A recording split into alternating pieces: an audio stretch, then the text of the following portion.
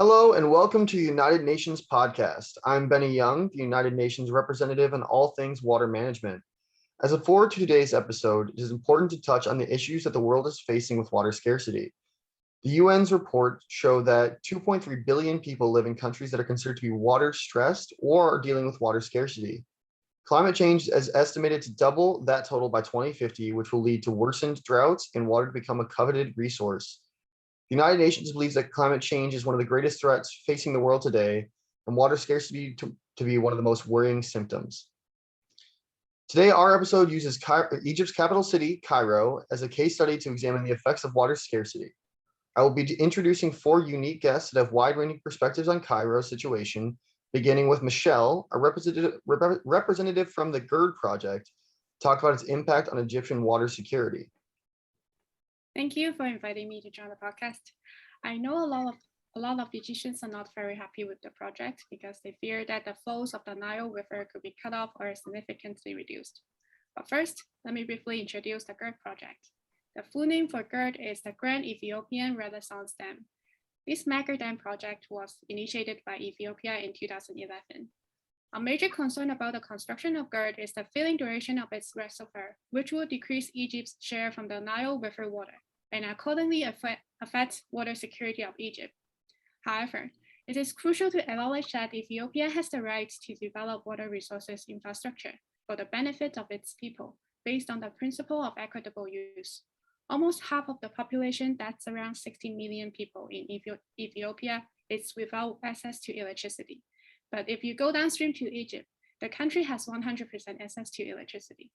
Hydropower is a solution to Ethiopians to improve their livelihood in the long run. Thank you for elucidating that for us. Will Egypt suffer a lot from filling the GERD, though? Not really. As long as the inflows remain somewhere near the long-term average, Egypt will not experience significant deficits and may even benefit from the buffering effects of the GERD. I would also like to mention that this project is also beneficial to other downstream states, like Sudan, due to the upstream flow regulation. Will Ethiopia be willing to release enough water from the reservoir to help mitigate a drought downstream? I believe that question is not only the problem of GERD, but also a domestic problem in Egypt. There are some problems that make drought more severe in Egypt. So it seems like we need to ask the Egyptian government for this question. And to give their position, I actually have a representative here with me. Jordan, how does the Egyptian government see the issue of water scarcity? Thanks for having me. The Egyptian government has consistently acknowledged the gravity of the risks that water scarcity and insecurity pose for all Egyptians as well as the entire region. In accordance with the Millennium Development Goals, we continuously strive to protect drinking water from contamination through the proper and effective management of water resources. We must act swiftly to mitigate this issue because it can quickly exacerbate other sources of strife, such as declining agricultural productivity and food insecurity. Without timely action, these compounding factors, intensified by sustained population growth and climate change, significantly increase the potential for political and social unrest within and around Egypt. So what is the Egyptian government's perspective on Ethiopia's second filling of the GERD? And does it believe Ethiopia will be willing to release enough water from the reservoir to help mitigate a drought downstream? Thanks for asking. This implication of the GERD on North African regions are incredibly significant, and we are continuing discussions with Sudan and Ethiopia on this precise issue. The Egyptian government has vehemently objected to the establishment and operation of the GERD since 2011 because there continues to be a lack of international agreement for its use, leaving discretion up to Ethiopia and projecting greater water insecurity to its downstream neighbors, particularly ourselves and Sudan. The GERD has the potential to drastically reduce the downstream share of the Nile's water, and Ethiopia continues to reject the possibility of any binding legal agreements or resolutions to ensure water access downstream. So as these negotiations continue, what steps has the government taken to address water scarcity and insecurity within its own borders? Again, the state takes this issue very seriously and has embarked on a number of water-saving efforts in recent years. For example, beginning in 2018, the Egyptian Ministry of Water Resources and Irrigation has organized an annual Cairo Water Week in order offering a series of activities aimed at better connecting water organizations and wide water sector industries, regional interests, and communities in the metropolitan area. As well, in 2020, the government announced a 5-year investment plan worth $2.8 billion to build 47 seawater desalination plants. And just this year, it unveiled a 4-pronged strategy that extends until 2050 to address water-related problems and crises in the country. While we try to implement policies to benefit the whole of Egypt, Some parts, such as the Cairo metropolitan area, have attempted to manage their own water supplies through more informal means. Thank you for your thoughts, Jordan. Our next guest is a Cairo resident who can shed some light on the current situation in Cairo. Shruti, thank you for joining us today. Pleasure to be here. There's a certain amount of controversy around the dam, and a lot of attention is being given to the conflict between the countries. But I think the focus of our efforts should really be on the urban poor who live in informal settlements, are already water insecure and incredibly vulnerable to further shocks.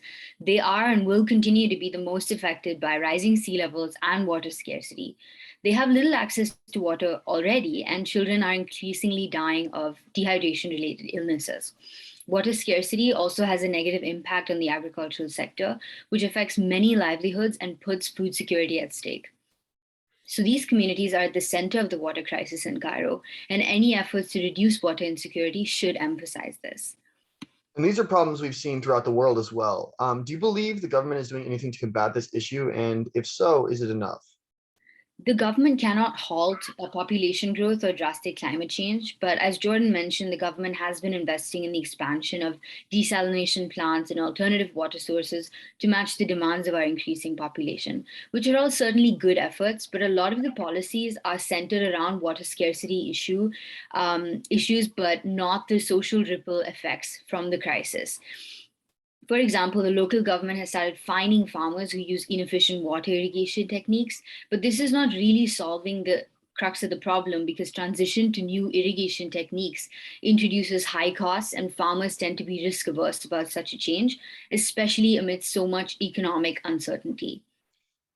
These are some interesting points. Do you think there are ways to adapt to these issues in the future as these problems worsen? Is there a way to formalize the process as a whole? I understand it's currently lacking in that department. Certainly, I think it's important to prepare for inevitable increases in rural and urban unemployment and food price shocks caused by the water crisis. More people are likely to migrate from rural to urban environments, putting more pressure on already scarce resources. The government also needs to help people who've lost income so that they can find new jobs. One possible solution could be offering training, skill development, increasing computer literacy, basically ways that the population can be made employable in other sectors. Thank you for your perspective, Shruti. That was quite enlightening. Now we'll move on to our last guest of the day, Soham, a representative from the holding company for water and wastewater. Thanks for having me be a part of your podcast. As you may know, the holding company for water and wastewater was established by the Egyptian government to restructure the drinking and wastewater sector. Our goals have since been to provide safe water and sanitation services to all Egyptians. Our biggest issue we face is coping with the rapid population growth and urban sprawl. We have two subsidiaries, the General Organization for Greater Cairo Water Supply and the Cairo General Organization for Sewage and Drainage, which have been tasked with addressing the issues specific to Cairo's residents. As Jordan mentioned, the government has provided us money to create desalination plants and treatment plants, which will help us increase the availability of water. But most important of all is the need to improve our water infrastructure within Cairo. Cairo has a growing population, currently over 10 million people, and that has strained our current water and wastewater infrastructure and revealed glaring problems within our networks. We have frequently seen flooding in local city centers, contamination of groundwater, and discharge of sewage to surfaces. As the Cairo population is growing, how is the General Organization for the Greater Cairo Water Supply planning to mitigate these issues? In short, our infrastructural issues stem from the lack of financing from the government and the disintegrating facilities that have not seen much improvement despite the growth in population. In order to mitigate these issues and provide Cairo citizens with clean water, we need to create new methods of operation and gain additional financing from the government to finance local infrastructure improvement projects. It has been tough to get money from the government as we have previously seen a lot of mismanagement of money and resources. Local corruption seems to have still a big impact on the local infrastructural development within Cairo. Therefore, the holding company for water and wastewater needs to find ways of addressing these corruption issues and gain additional financing from the Egyptian government. Thank you for your time, Soham. Today, we heard from several viewpoints on the topic of water management in Cairo, from a citizen concerned for their future of their community to the government and company in charge of their fate. It will be important to monitor these issues as climate change worsens in the coming years, and I will do my best to keep you all up to date.